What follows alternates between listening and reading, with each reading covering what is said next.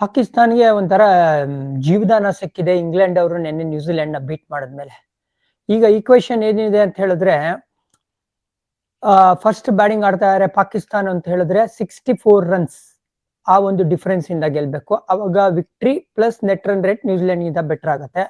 Suppose chase ಮಾಡ್ತಾ ಇದ್ದಾರೆ ಅಂದ್ರೆ ಏನೇ ಟಾರ್ಗೆಟ್ ಇರ್ಲಿ ಆ ಟಾರ್ಗೆಟ್ ನ 13.1 ಓವರ್ಸ್ ಅಲ್ಲಿ ಕ್ರಾಸ್ ಮಾಡಬೇಕು.